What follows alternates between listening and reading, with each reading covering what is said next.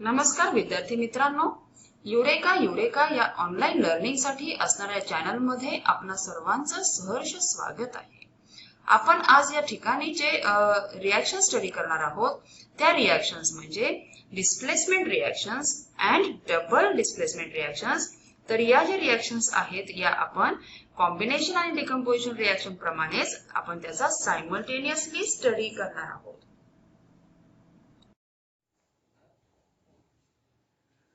Good morning students. Today we are here to discuss about the displacement reactions. या आधीच्या session मध्ये आपण combination reactions त्याचप्रमाणे decomposition reactions या सायमल्टेनियसली स्टडी केलेल्या आहेत। आणि सायमल्टेनियसली स्टडी करण्याचं कारण असं आहे because they are exactly opposite to each other. म्हणजे त्यावेळेस तुम्ही त्याचं कंपॅरिझन करू शकता, त्याच्यातले डिफरन्सेस जे आहेत ते पॉइंट आउट करू शकता। म्हणून कॉम्बिनेशन आणि डिकम्पोजिशन रिएक्शन्स या सायमल्टेनियसली स्टडी केल्या। तसंच आपण डिस्प्लेसमेंट रिएक्शन आणि डबल डिस्प्लेसमेंट रिएक्शन्स हे एकाच वेळी आपण स्टडी करायचे ज्यावेळी आपण अभ्यासाला बसू त्यावेळेस। आता ह्या ज्या डिस्प्लेसमेंट रिएक्शन्स आहेत त्याला सिंगल डिस्प्लेसमेंट रिएक्शन असं सुद्धा म्हटलं जातं। काय म्हटलं जातं याला? Single displacement reaction. आणि कॉम्बिनेशन रिएक्शनला सुद्धा एक नाव आहे पहा। कॉम्बिनेशन रिएक्शनचं एक सिंथेसिस रिएक्शन असं सुद्धा त्याला म्हटलं जातं। जर तुम्ही पाहिलं तर ही नावं काही ठिकाणी तुम्हाला पाहायला मिळतील। तसंच याला अजून एक नाव पाहायला मिळेल तुम्हाला, सिंगल डिस्प्लेसमेंट रिएक्शन। आता याला सिंगल डिस्प्लेसमेंट रिएक्शन का म्हणायचं हे आपल्याला लक्षात येईलच, पण सगळ्यात आधी आपण काय करूयात, ही जी डेफिनेशन आहे ही डेफिनेशन समजून घेण्याचा प्रयत्न करूयात। तर पहिल्यांदा आपण ही डेफिनेशन वाचणार आहोत। तर डेफिनेशन वाचण्यासाठी लक्षात घ्या, हे लेंदी स्टेटमेंट आहे, थोडंसं हे लेंदी आहे, परंतु आपण काय करूयात हे स्टेटमेंट तरी पण वाचूयात एकदा। आणि वाचल्यानंतर how we are going to divide this statement, आपण आधीच ते डिवाइड केलेलं आहे त्यामुळे तुम्हाला ते लगेच लक्षात येतंय। तर the reaction in which the place of ions of a less reactive element is taken by another more reactive element by formation of its own ions is called displacement or the single displacement reaction. अशा रिएक्शन्सला आपण displacement किंवा single displacement reaction असं आपण म्हणणार आहोत। म्हणजे इथं जर मी पार्ट्स केले तर place of ions of less reactive element, ती प्लेस घेतं, कोण घेतात? ती place it is taken by another more reactive element, दुसरी रिएक्टिव्ह एलिमेंट जी असेल ती त्याची जागा घेते।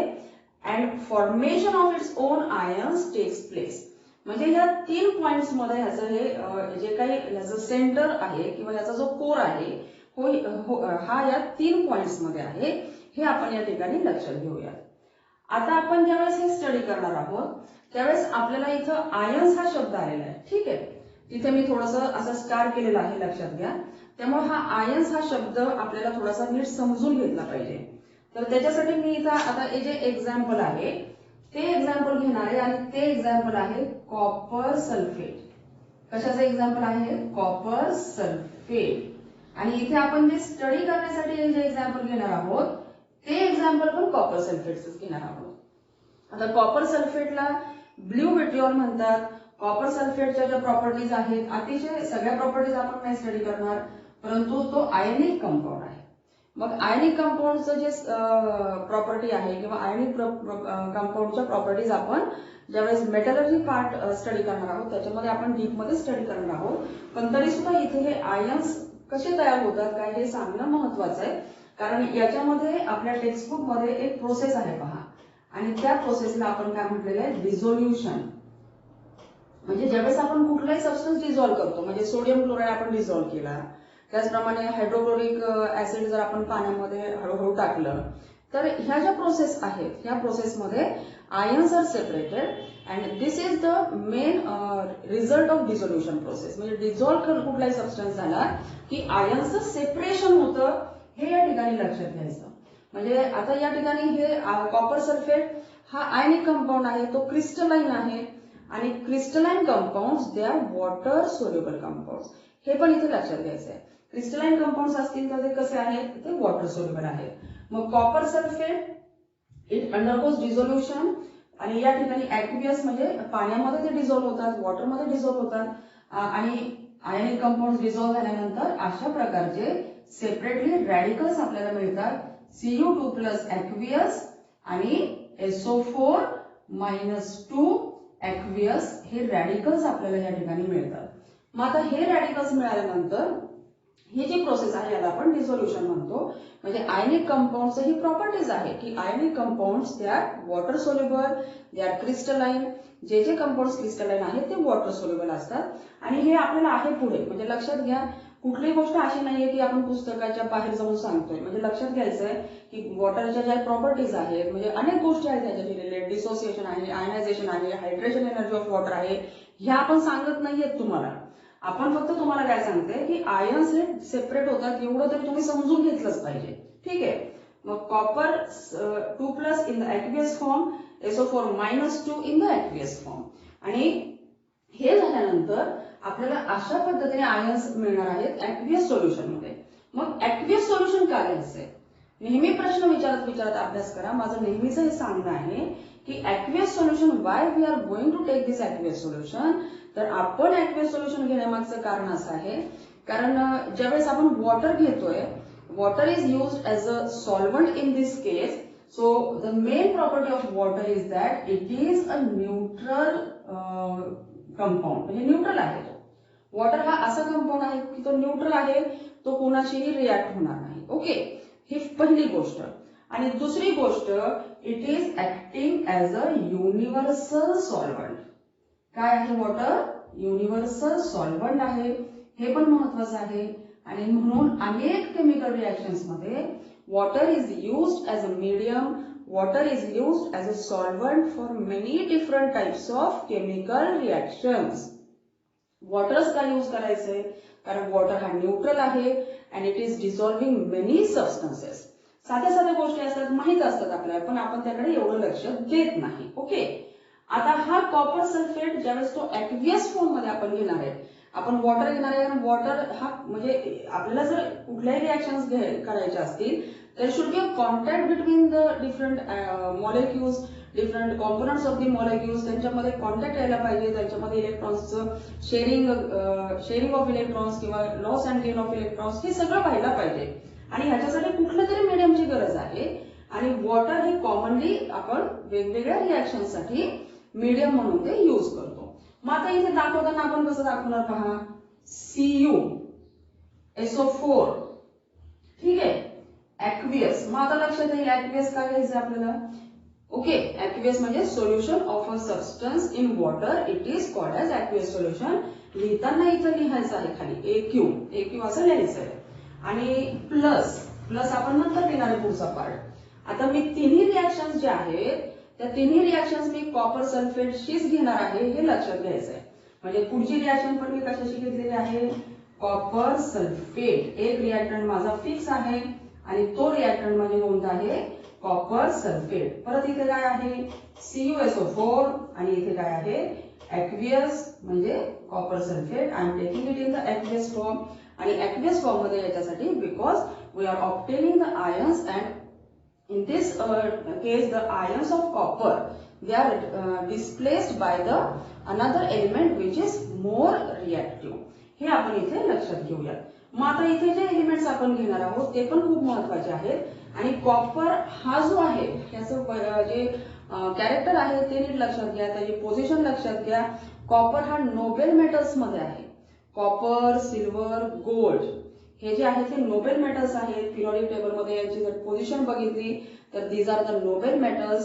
दे are less reactive as compared to the other metals. Other मेटल्सची कंपॅरिझन मध्ये ह्यांची रिॲक्टिव्हिटी कमी आहे. म्हणजे आता इथं जर मी घेतले पीबी हा एक मेटल घेतला. PB in the solid form. PB आपल्या सर्वांना माहिती आहे, जे लेड म्हणतो आपण त्याला पीबी असं म्हणतो आपण. त्याचप्रमाणे सेकंड विल बी झिंक घेणार आहे मी तर zinc in the solid form. आणि थर्ड जो आपला डे टू डे लाईफशी रिलेटेड अगदी सिंपल म्हणजे घरामध्ये असणारी लोखंडी वस्तू वगैरे तर Fe आपण हे घेणार आहोत. ठीक आहे, तर अशा पद्धतीचे हे मी 3 एलिमेंट्स घेतले. मग हेच एलिमेंट्स का घेतले? Because these elements are more reactive. लक्षात घ्या, हे एलिमेंट्स कसे आहेत? जास्त रिॲक्टिव्ह आहेत. आणि त्याच्यामुळे हे एलिमेंट्स कुणापेक्षा जास्त रिॲक्टिव्ह आहेत? कॉपर पेक्षा means they will be very easily displacing copper आणि कॉपर विल बी रिमूव्ह. म्हणजे इथं जर मी असं दाखवलं कॉपरला हे डिस्प्लेस करणार आहे, कॉपरची जागा घेणार आहे, Fe याची जागा घेणार आहे आणि कॉपर हा रिमूव्ह होणार आहे. अशा पद्धतीने आपण इथे हा जो एरो दाखवलेला आहे it is indicating that which element will be displaced in this reaction. आता हे ज्यावेळेस हे सगळं होईल त्यावेळेस काय होणार आहे, द प्रॉडक्ट्स फॉर्म, कोणते प्रॉडक्ट्स या ठिकाणी तयार होणार आहेत हे पण लक्षात घ्या. आता इथे ज्यावेळेस आपण प्रॉडक्ट्स फॉर्म लिहिणार आहोत तर कसे प्रॉडक्ट्स तयार होतात तेही पाहूयात आपण. तर पहिल्यांदा मी इथे लिहिते PbSO4. ओके, म्हणजे कुणाची जागा घेणार आहे, हा लेड कॉपरची जागा घेणार आहे and it will be converted into its ionic form. इथे पहा ह्याच्यावरती कुठलाही चार्ज नाहीये, 0 0 0. Atom as a whole is electrically neutral. कधी झालाय हा अभ्यास, 8वीला 7वीला हे झालेले आपल्याला की ऍटम हा न्यूट्रल आहे. हे ऍटॉमिक फॉर्म मध्ये आहे, हे एलिमेंटल फॉर्म मध्ये आहे आणि आता हे कुठल्या फॉर्म मध्ये दिलेलं आहे, आयनिक स्टेट मध्ये दिलेलं आहे. लेड सल्फेट आणि आयन्स आयनिक स्टेट मध्ये असेल तर ionic compounds are water soluble, म्हणजे त्याचे आयन्स हे वॉटर मध्ये असणार आहेत. They will because lead sulphate will be water soluble, म्हणजे लेड सल्फेट हा वॉटर सोल्युबल राहणार आहे. इथे काय तयार होईल ते पण लक्षात घ्या. इथे तयार होईल झिंक सल्फेट, झिंक सल्फेट तयार होईल या ठिकाणी आणि झिंक सल्फेट तयार झाल्यानंतर अशा पद्धतीने आपण ZnSO4 लिहिणार आहोत आणि इथे FeSO4 लिहिणार आहोत. Okay, FeSO4 and it will be written in the form of aqueous. म्हणजे ऍक्वियस म्हणून आपण ते लिहायचं आहे. तर ऍक्वियस म्हणून का लिहितोय आपण, because it is in the dissolved state and it is in the ionic form. म्हणजे डिझोल्युशन फॉर्म मध्ये, डिझॉल्व्ड स्टेट मध्ये हे आयन्स त्या मीडियम मध्ये, त्या रिॲक्शन मीडियम मध्ये असणार आहेत. आणि मग काय राहिला शिल्लक इथे, कोण राहिला तर हा कॉपर. ठीक आहे, हा कॉपर म्हणजे तिथे आपण प्लस Cu आणि Cu कसा असेल, सॉलिड फॉर्म मध्ये असेल, प्लस Cu हा सॉलिड फॉर्म मध्ये असेल, प्लस Cu हा सॉलिड फॉर्म मध्ये असेल. ठीक आहे, आता अशा पद्धतीने आपण ह्या रिॲक्शन्स लिहिलेल्या आहेत. आता लक्षात घ्या, ज्यावेळी तुम्ही ह्या रिॲक्शन्सचा अभ्यास करताय त्यावेळेस मी जर असा प्रश्न तुम्हाला विचारला, मी आता एक प्रश्न विचारणार आहे तुम्हाला. इथे प्रश्न असा आहे माझा की मी जर FeSO4 चं सोल्युशन घेतलं, ओके, असा प्रश्न आहे माझा. मी जर FeSO4 घेतलं ऍक्वियस फॉर्म मध्ये आणि मी त्या ठिकाणी Cu घेतला सॉलिड फॉर्म मध्ये, तर ही रिॲक्शन होईल का, whether this reaction will happen or not. तर सगळ्यात महत्वाची गोष्ट ही लक्षात घ्यायची आहे की इथं place of the ions of a less reactive element is taken by another more reactive element. म्हणजे Fe जर आहे, Fe ला कॉपर डिस्प्लेस करणार का नाही, लक्षात आलं. Fe will not be displaced by copper. असे स्वतःला ज्यावेळेस तुम्ही प्रश्न विचाराल, एखादी रिॲक्शन अशी उलटी घेऊन असं होईल का, प्रश्न विचारा स्वतःला, असं होईल का, असं नाही होणार. ठीक आहे, म्हणजे अशी जर रिॲक्शन तुम्ही लिहिली तर ही पूर्णपणे chemically it will be a wrong reaction. असं कधीच होणार नाही की Fe जो आहे तो मोर रिॲक्टिव्ह आहे आणि तरी सुद्धा कॉपरने त्याला डिस्प्लेस केलेला आहे. खूप महत्वाच्या काही गोष्टी असतात. Place of ions of a less reactive element, जो लेस रिॲक्टिव्ह आहे त्याची जागा मोर रिॲक्टिव्ह घेणार आहे, हे इथं विसरायचंच नाहीये. लक्षात आलं. म्हणजे place of ions of a less reactive element is taken by another more reactive element and formation of its own ions, त्याचे स्वतःचे आयन्स तयार होतात. झाले का लेडचे आयन्स तयार झाले, झिंकचे आयन्स तयार झाले, Feचे आयन्स तयार झाले. म्हणजे अशा पद्धतीने तुम्ही प्रश्न विचारत अभ्यास करा. विचारा ना स्वतःला की असं झालं तर असं होईल का, प्रश्नाचं उत्तर मिळवण्याचा प्रयत्न करा. मिळेल उत्तर नाही तर नाही मिळणार, पण प्रयत्न तर करत राहा. म्हणजे अशा पद्धतीने ज्यावेळेस तुम्ही अभ्यास कराल त्यावेळेस असंच होईल का, असं नाही होणार का, असे जितके तुम्ही प्रश्न विचाराल, विज्ञान हा विषय हा क्युरिओसिटीचा विषय आहे, मी वारंवार सांगतेय. अशा पद्धतीने तुम्ही अभ्यास करायचा. आता परत एकदा आपण ह्या टॉपिक कडे येऊयात. म्हणजे टॉपिक मध्ये आपण हे जे दाखवलेलं आहे याला जनरल इक्वेशन आपल्याला लिहिता येईल का. ओके, जनरल इक्वेशन जे आहे ते जनरल इक्वेशन काय येईल या ठिकाणी, मी याला ए म्हणणार, याला बी म्हणणार. म्हणजे मी काय म्हणणार या ठिकाणी ए बी, बरोबर आहे. मी असं ए बी लिहिणार आहे. प्लस काय लिहिणार आहे मी सी. आता ए बी आणि सी लिहिल्यानंतर कोण कुणाला डिस्प्लेस करणार आहे, कोण मोर रिएक्टिव्ह आहे. जसं मी इथे मोर रिएक्टिव्ह लिहिलं तसं मी याला पण लिहिते. हा पण आहे मोर रिएक्टिव्ह. कोण मोर रिएक्टिव्ह आहे, हा सी जो आहे तो मोर रिएक्टिव्ह आहे ऍज कम्पेअर टू ए. मग कोण कुणाला डिस्प्लेस करेल, सी हा ए ला डिस्प्लेस करेल आणि काय तयार होईल सीबी प्लस ए. ए हा काय होईल एकटा असा बाहेर पडेल. तो एलिमेंटल फॉर्म मध्ये किंवा हा मेटॅलिक फॉर्म मध्ये असेल. हा मेटॅलिक फॉर्म मध्ये आपल्याला स्पष्टपणे ज्यावेळेस आपण एक्सपेरिमेंट करू, एक्सपेरिमेंटसाठी पण आपण व्हिडिओ बनवण्याचा प्रयत्न करू आणि त्यावेळेस आपल्याला हे लक्षात येईल. आता थिअरॉटिकल पार्ट थोडासा समजून घ्या. हा मेटॅलिक फॉर्म मध्ये बाहेर पडेल, सॉलिड फॉर्म मध्ये बाहेर पडेल, हे इथं लक्षात घ्यायचंय. आणि नेहमी आपण अभ्यास करताना हे झाल्यानंतर आपण परत एकदा डेफिनेशन वाचूया. काय आहे definition? The reaction in which the place of the ions of a less reactive element, ions of a less reactive element, okay, हा less reactive आहे, is taken by another more reactive element by the formation of its own ions, formation of its own ions, त्यांचे स्वतःचे ions तयार झाले आणि म्हणून मग अशी जी रिएक्शन आहे याला डिस्प्लेसमेंट म्हणतात किंवा सिंगल डिस्प्लेसमेंट म्हणतात. मग सिंगल डिस्प्लेसमेंट म्हणजे काय, ह्याच्यामध्ये फक्त हा कॉपर जो आहे एवढा कॉपरच फक्त डिस्प्लेस झालेला आहे. बाकी कुणाची जागा बदललेली नाहीये, फक्त कॉपरची जागा लेडनी घेतलेली आहे. एवढी एकच डिस्प्लेसमेंट झालेली आहे. म्हणून या रिएक्शन्सला सिंगल डिस्प्लेसमेंट रिएक्शन्स म्हणतात. हेही आपण या ठिकाणी लक्षात घ्यायचंय आणि नेहमी प्रश्न विचारत अभ्यास करायचा आहे. परत एकदा आपण लास्टली हे डेफिनेशन वाचूया. तुम्ही पण हे वाचून समजून घेण्याचा प्रयत्न करा, त्याचे पार्ट्स करा. ज्यावेळेस एखादं लेंथी स्टेटमेंट येईल त्यावेळेस त्याचे पार्ट्स करून ते समजून घेण्याचा प्रयत्न करा. The reaction in which the place of the ions of a less reactive element is taken by another more reactive element by the formation of its own ions is called displacement और a single displacement reaction. आता हे सगळं जे काही आहे dissolution वगैरे ह्या सगळ्या गोष्टी जे काही तुम्हाला या ठिकाणी लिहायचंय ते 3 पॉइंट्स मध्ये तुम्ही लिहायचंय. डेफिनेशन, एक्झाम्पल आणि या ठिकाणी एक्सप्लेनेशन जरी तुम्ही केलं डेफिनेशन आणि एक्झाम्पल एवढ्या 2 पॉइंट्स मध्ये लिहिलं आणि एखादी रिएक्शन एक्सप्लेन केली. फक्त इथे खाली लिहिताना तुम्ही त्याचे नेम्स लिहायचे आहेत. मी एकदा सांगितलं की आता परत मी सांगणार नाहीये की ते तुम्ही नेम्स लिहायचे आहेत रिएक्टंट्सचे आणि प्रॉडक्ट्सचे. आणि स्वतःला प्रश्न विचारत अभ्यास करा. डेफिनेशन वारंवार वाचून बघा, त्याचे पार्ट्स करून ती वाचा आणि हे सगळं इथे लिहून घ्यायचंय. आणि लिहून घेतल्यानंतर व्हिडिओ पॉज करा, लिहून घ्या आणि आपण नंतर पुढचा जो पार्ट आहे डबल डिस्प्लेसमेंट रिएक्शन तो पार्ट आपण अभ्यासणार आहोत.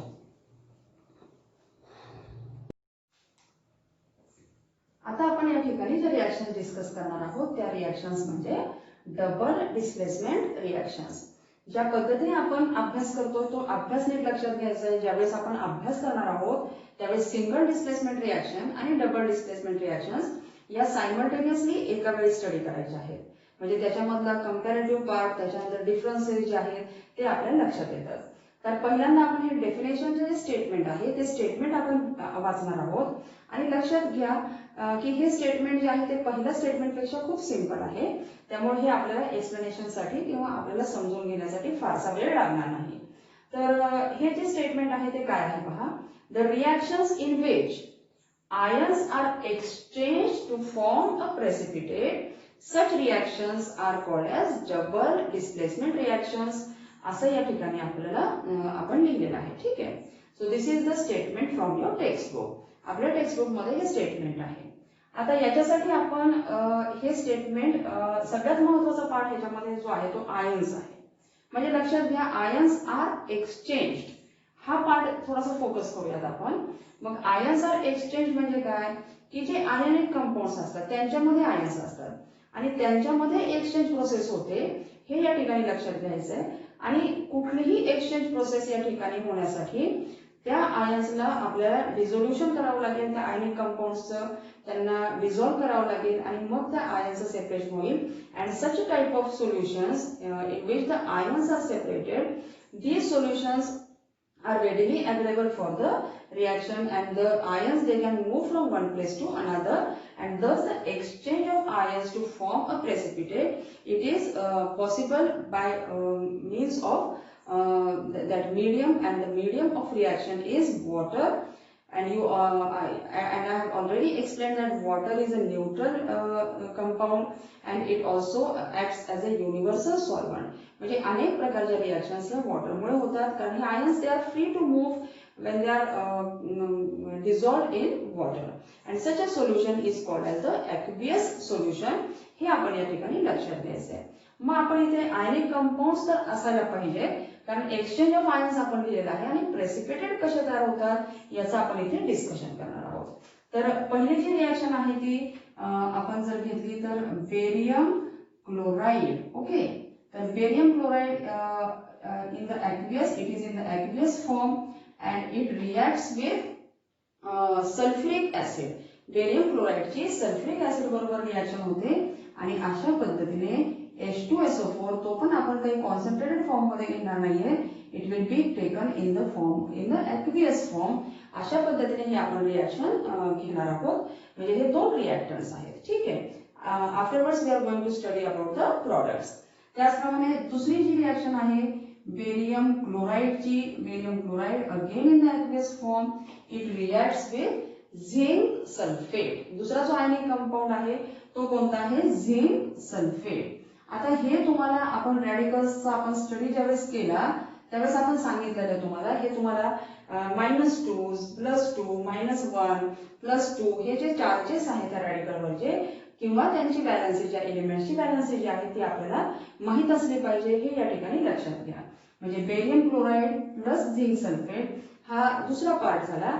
आणि बेरियम हा एलिमेंट जो आहे किंवा बेरियमचा क्लोराइड जे आहे, barium belongs to the alkaline earth metals. म्हणजे जो सेकंड ग्रुप आहे पिरियॉडिक टेबल मधला, त्या सर्वांची व्हॅलन्सी किती आहे, 2 आहे. आणि मग आपल्याला हे जर माहिती असेल, मॉडर्न पिरियॉडिक टेबलचा आपण व्यवस्थित अभ्यास केला असेल, तर आपल्याला या ठिकाणी व्हॅलन्सी, त्या एलिमेंटचं जे काही कंपाऊंड तयार होईल त्याचा फॉर्म्युला, याच्यामध्ये आपली कुठल्याही प्रकारची चूक होणार नाही, हे आपण या ठिकाणी लक्षात घेऊया. त्याच्यानंतर पुढची जी रिएक्शन आहे ती कॅल्शियम सल्फेटची, कॅल्शियम क्लोराइडची रिएक्शन आहे. Calcium chloride in the aqueous state, aqueous state मध्ये आहे, त्या ठिकाणी इट इज डिझॉल्व्ड इन वॉटर आणि मग या ठिकाणी it reacts with sodium sulphate Na2SO4. आता आपल्याला हे माहिती पाहिजे, सोडियम हा फर्स्ट ग्रुप मधला एलिमेंट आहे, त्याची व्हॅलन्सी 1 आहे, तो पॉझिटिव्ह आयन तयार करणार, म्हणजे carrying only 1 charge, and sulphate it is having -2 charges. म्हणजे या ठिकाणी आपण aqueous हे लिहूयात, म्हणजे Na+ आणि SO4 -2 अशा टाइपचे आयन्स त्या ठिकाणी सेपरेट झालेले होतात, आणि म्हणून मग इथे आपण aqueous सोल्युशन मध्ये कशा पद्धतीने ते नंतर एक्सचेंज होतं ते आपण पाहणार आहोत. ठीक आहे. तर हे Na2SO4 म्हणजे सोडियम सल्फेट, हा सल्फेट आणि हा सोडियम. त्याच्यानंतर पुढची जी रिएक्शन आहे जी आपण याच्या आधी पण स्टडी केलेली आहे, K2CrO4. म्हणजे हा K2CrO4 हा it is a yellow colour compound at in forms a clear solution. Clear solution त्या ठिकाणी तयार होतं. आणि मग हा पोटॅशियम क्रोमेट आहे, हा पोटॅशियम क्रोमेट बेरियम सल्फेट बरोबर याची रिएक्शन होते, BaSO4. BaSO4 in the aqueous form, it reacts with BaSO4. आणि नंतरची लास्टची रिएक्शन आहे ती reaction of silver nitrate AgNO3. AgNO3 ची रिएक्शन जी आहे, AgNO3 in the aqueous form, it reacts with sodium chloride. Sodium chloride म्हणजे काय आहे, कॉमन सॉल्ट आहे. Okay, sodium chloride in the aqueous state and different types of products they are formed due to the exchange of ions. हे खूप महत्वाचं आहे, आयन्सचं काय होतं, एक्सचेंज होतं, ही गोष्ट विसरायचीच नाहीये. ठीक आहे. आता हे आयन्सचं एक्सचेंज कसं होतं हे न सांगता मी काय करते पहा, लक्षात घ्या. इथे आपण डिझोल्युशन झाल्यानंतर याचे आयन्स तयार होणार आहेत आणि मी इथे असा बॉक्स काढते प्रत्येक ठिकाणी. Okay, I am just drawing here a box. इथे आपण बॉक्स काढूयात. अशा पद्धतीने सगळीकडे आपण बॉक्स काढलेला आहे. पहा इथे असा एक बॉक्स काढतो आपण. ठीक आहे, प्रत्येक ठिकाणी असा आपण केलेला आहे. ठीक आहे, आणि हे केल्यानंतर आपल्या लक्षात आलंय आता आपण हे प्रॉडक्ट्स लिहिणार आहोत. ठीक आहे, आणि प्रॉडक्ट्स लिहिल्यानंतर तुमच्या लक्षात येईल की कशा पद्धतीने डिस्प्लेसमेंट झालेली आहे. ठीक आहे, आता बेरियम क्लोराईड आणि म्हणजे या ठिकाणी H2 आणि Cl2 हे दोन एकत्र येणार आहेत आणि एकत्र आल्यानंतर त्यांचं काय तयार होणार आहे, HCl नाहीतर H2Cl2 म्हणाल. H2Cl2 हा नवीनच कंपाऊंड तयार होईल. मग म्हणजे तुम्हाला म्हणजे बघावं लागेल की कोणी शोधून काढला हा H2Cl2 कंपाऊंड. ओके, तर H2Cl2 म्हणायचं आहे का, नाही. H2Cl2 हा कंपाऊंड अजूनपर्यंत नाही आलेला, म्हणजे कुठेही तो सापडलेला नाहीये. नाहीतर तुमच्या ह्याच्यामध्येच तो येईल H2Cl2 आणि मग मार्क्स जातात असं काहीतरी नवीन हे केल्यानंतर. मग काय येईल, हायड्रोक्लोरिक ऍसिड, आणि तो कुठल्या फॉर्म मध्ये असेल, ऍक्वियस फॉर्म मध्ये. म्हणजे हे दोन एकत्र आले. पहा, म्हणजे आधी हे दोन एकत्र होते, आता हे दोघांचं काय झालेलं आहे, या ठिकाणी कॉम्बिनेशन झालेलं आहे. म्हणजे हा म्हणजे एक्सचेंज थोडक्यात या ठिकाणी झालेला आहे. म्हणजे हा बेरियम आणि सल्फेट हा पण एकत्र आलेला आहे. म्हणजे बघा काय तयार झालं या ठिकाणी, BaSO4, आणि BaSO4 it is in the form of solid, म्हणजे तो सॉलिड फॉर्म मध्ये किंवा प्रेसिपिटेट फॉर्म मध्ये. आता आपण वेगवेगळे जे सिम्बॉल्स आहेत ते कसे वापरायचे ते पण पाहणार आहोत. आता हा बघा इथे झिंक क्लोराईड, तर झिंक क्लोराईडचा फॉर्म्युला ZnCl2 आहे. ZnCl2 येईल, त्याचा फॉर्म्युला तोच आहे ZnCl2. मग ZnCl2 आपण घेणार आहोत. आणि हा बेरियम सल्फेट. ठीक आहे, मग हा बेरियम सल्फेट तो परत व्हाईट कलरचा प्रेसिपिटेट आहे. आणि असंही साइन त्याला दाखवतात. लक्षात आलं की म्हणजे प्रेसिपिटेट दाखवताना असं डाऊनवर्ड डायरेक्शनचा एरो सुद्धा चालतो. हा व्हाईट प्रेसिपिटेट आहे, हा व्हाईट प्रेसिपिटेट आहे. आणि या ठिकाणी झिंक क्लोराइड हा it is highly soluble in water and therefore it is forming positive ions and negative ions and therefore we have written there aqueous. म्हणून आपण तिथे ऍक्वियस लिहिणार आहोत. आता इथे पण बघा, आता इथे पण असं करायचं नाहीये लगेच Na2Cl2. Na2Cl2 आहे का कुणी नाही आतापर्यंत. मग आपण काही नवीन संशोधन करायचं नाहीये मनानेच. मग ट्वाइस NaCl. NaCl म्हणजे काय, ऍक्वियस. म्हणजे Na2Cl2 या ठिकाणी Na2 आहे, NaCl2 आहे. ते दोन्ही पण ऍटम्स, Na चे 2 ऍटम्स आणि Cl चे 2 ऍटम्स एकत्र येतात आणि काय तयार होतं, सोडियम क्लोराईड तयार होतं. आणि या ठिकाणी कॅल्शियम सल्फेट. कॅल्शियम सल्फेट म्हणजे काय आहे, ज्याला आपण प्लास्टर ऑफ पॅरिस म्हणतो, तो कॅल्शियम सल्फेट. आणि वेगवेगळ्या पद्धती आहेत हे लिहिण्याच्या. इथे मी कसं लिहिलंय बघा, कॅल्शियम सल्फेट अशा पद्धतीने मी S लिहिलेला आहे. इथे डाऊनवर्ड डायरेक्शनने एरो केलेला आहे आणि इथे ऍक्वियस लिहिलेलं आहे. Because these ions are in the dissolved state and therefore I have written there the word aqueous in bracket. आता इथे पण बघा काय तयार होणार आहे, BaCrO4. काय तयार होईल या ठिकाणी, BaCrO4. आणि इथे आपण आता येलो प्रेसिपिटेट असं लिहूयात. येलो प्रेसिपिटेट, येलो PPT म्हणजे येलो प्रेसिपिटेट. डाऊनवर्ड डायरेक्शनने एरो दाखवला या ठिकाणी. म्हणजे पुढे काय राहिलं मग इथे, K2SO4. त्याचा फॉर्म्युला K2SO4 असेल. पहा तुम्ही, पोटॅशियम किती चार्जेस आहेत, सल्फेट वरती -2 चार्जेस आहेत. पोटॅशियम हा फर्स्ट ग्रुप एलिमेंट आहे, त्याच्यामुळे तो 1 इलेक्ट्रॉन देतो. ह्या सगळ्या गोष्टी आपल्याला माहित असल्या पाहिजेत, म्हणजे केमिकल रिएक्शन्स लिहिताना आपल्या चुकत नाहीत. त्याच्यानंतर हे पहा इथे सिल्वर क्लोराईड म्हणजे काय तयार होतं, AgCl. AgCl परत हा याला काय म्हटलं जातं, curdy white precipitate.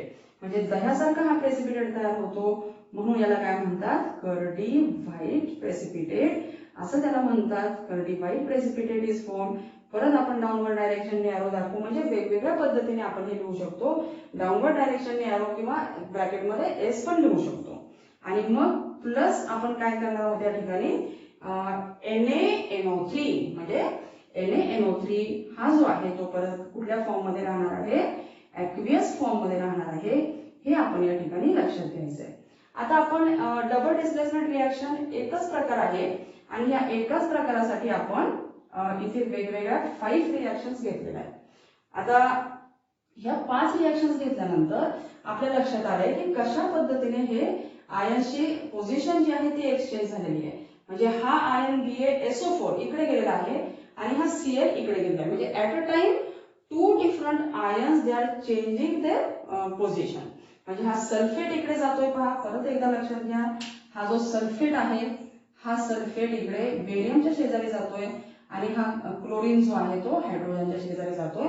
Means at a time 2 different ions they are exchanging their place, they are changing their place, they are changing their position, and therefore such a type of reactions they are called as the double displacement reactions. आणि मग याचं मला जर general form लिहायचा असेल तर मी ते कसं लिहिणार हे लक्षात घ्या. मग जनरल फॉर्म लिहायचा असेल तर मी ह्याला A आणि ह्याला B म्हणणार. ठीक आहे. मग आता if I write here A and B, म्हणजे इथे लिहूयात आपण A आणि B इथे वरती. म्हणजे ह्याला मी समजा A म्हटलं, ह्याला B म्हटलं, प्लस म्हणजे हा प्लस असेल हा मायनस असेल. these are the reactions which are involving the exchange of ions and therefore they are taking place in the ionic compounds. Okay. मग या ठिकाणी हे A plus B minus plus या ठिकाणी हा पॉझिटिव्ह पार्ट आहे H2 2H प्लस या ठिकाणी आहे. म्हणजे या ठिकाणी मी C म्हणणार आहे. C हा पॉझिटिव्ह पार्ट असेल, D हा निगेटिव्ह पार्ट असेल, C प्लस D मायनस. आता काय होतं या ठिकाणी A प्लस, ठीक आहे, आणि D मायनस. पहा A प्लस आणि D मायनस BA हे, ठीक आहे. म्हणजे काय होणार या ठिकाणी A प्लस D मायनस आणि दुसरा जो पार्ट आहे तो काय येणार आहे C प्लस B मायनस. म्हणजे plus C plus B minus ही त्याची जनरल रिॲक्शन होईल. म्हणजे in general we can say that A हा A आहे आणि हा D आहे. A प्लस D मायनस या ठिकाणी आणि C प्लस B मायनस अशा पद्धतीने एक्सचेंज झालेला आहे. आणि इथे दोन वेगवेगळ्या आयन्सचं एक्सचेंज झालेलं आहे, दोन ठिकाणी एक्सचेंज झालेलं आहे. म्हणून या ठिकाणी या रिॲक्शन्सला डबल डिस्प्लेसमेंट रिॲक्शन्स असं म्हटलं जातं. आणि precipitate is form. This is one of the main characters of this types of reactions. हे आपण या ठिकाणी लक्षात घेऊया. आता तुम्ही स्वतःच्या नोट्स काढा, एखादी रिॲक्शन या ठिकाणी एक्सप्लेन करा, डेफिनेशन समजून घ्या आणि कुठलाही पार्ट जर समजला नाही तर तो विचारण्याचं थोडंसं धाडस करा. कारण डाऊट्स जे आहेत ते राहिले तर ते पुढच्या गोष्टी शिकताना तुम्हाला अडचण निर्माण होऊ शकते. आणि अजून एक महत्वाची गोष्ट, जाता जाता मला एक सवय आहे थोडंसं काहीतरी वेगळं सांगण्याची, काहीतरी हे करण्याची. तर मगाशी आपण ज्या ह्याच्या रिॲक्शन्स पाहिल्या, सिंगल डिस्प्लेसमेंट रिॲक्शन्स पाहिल्या किंवा त्याला आपण नुसतं डिस्प्लेसमेंट रिॲक्शन्स असं सुद्धा म्हणतो. त्याच्यामध्ये आपण काय पाहिलं की कॉपर जो आहे तो लेस रिॲक्टिव्ह आहे आणि त्याला कोण हे करतो, डिस्प्लेस करतो, Fe डिस्प्लेस करतो. मग तसंच आपण आता हे स्पर्धेचं युग आहे. बघा लक्षात घ्या की आपण हे जर रिलेट केलं आपल्या ह्याच्याशी, आपल्या या स्पर्धेशी रिलेट केलं ही गोष्ट, तर आपण जर कमी ऍक्टिव्ह असलो, आपण जर जास्त कुठल्याही गोष्टीमध्ये पार्टिसिपेट होत नसलो, जास्त आपल्या ऍक्टिव्हिटीज नसतील, तर आपल्यापेक्षा कुठली व्यक्ती जी जास्त ऍक्टिव्ह असेल ती आपल्याला डिस्प्लेस करू शकते, करेल ती आपल्याला डिस्प्लेस. म्हणजे लक्षात घ्या कॉपर हा कमी ऍक्टिव्ह आहे, त्याला डिस्प्लेस कोण करतो, जास्त ऍक्टिव्ह असणारा एलिमेंट म्हणजे Fe त्याला डिस्प्लेस करतो. आणि तेच जीवनाच्या बाबतीत पण आहे की जोपर्यंत आपण जास्त ऍक्टिव्ह राहत नाहीये तोपर्यंत कुठलाही एखादा एलिमेंट आपण जर इनॅक्टिव्ह स्टेटमध्ये राहिलो तर दुसरं कोणीतरी आपली जागा घेऊन जाईल. ठीक आहे. आणि मग आपल्याला जे सक्सेस मिळायला पाहिजे ते मिळणार नाही. म्हणजे थोडक्यात हे असं, म्हणजे हे मी तुम्हाला म्हणजे उदाहरण म्हणजे हे सांगते की आपल्याला जर लक्षात राहिलं नाही तर कसं लक्षात ठेवायचं की less active element it is displaced by a more active element. म्हणजे लेस ऍक्टिव्ह एलिमेंट असेल तर तो कोण डिस्प्लेस करू शकतो, जो मोर ऍक्टिव्ह आहे तोच डिस्प्लेस करू शकतो, उलट होणार नाही. म्हणजे मोर ऍक्टिव्हला लेस ऍक्टिव्ह कधीही डिस्प्लेस करणार नाही. मग हे सुद्धा थोडंसं जीवनाचं तत्व जे आहे ते सुद्धा या ठिकाणी थोडंसं समजून घ्या. आणि कुठल्याही गोष्टी जर समजल्या नाही त्याला आणि प्रॅक्टिस लागणार आहे तुम्हाला. त्याला तुम्ही प्रॅक्टिस जर केली नाही, तुम्ही हे लिहून पाहिलं नाही तर काही उपयोग नाही. म्हणजे ह्या ठिकाणी तुम्हाला रायटिंगची प्रॅक्टिस ही महत्वाची आहे. तुम्ही त्यामुळे ती रायटिंगची प्रॅक्टिस पण करा आणि डाऊट्स असतील तर ते माझ्यापर्यंत पोहोचवायचे आहेत. ओके.